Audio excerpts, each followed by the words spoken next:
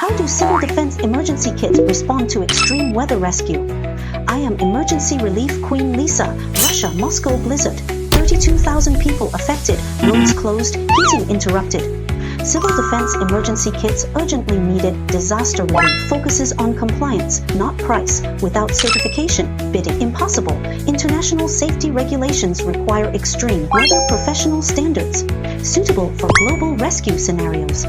Civil defense emergency kits must meet standards. 1. Camouflage civil defense design, strong concealment suitable for special environments. 2. 29-piece civil defense configuration meets extreme weather survival needs. 3. Professional emergency equipment supports operations and rescue in all scenarios. Improves survival probability, more reliable extreme weather rescue. Follow Lisa. Get extreme weather civil defense emergency kit standards for free. Your reliable partner for disaster relief projects.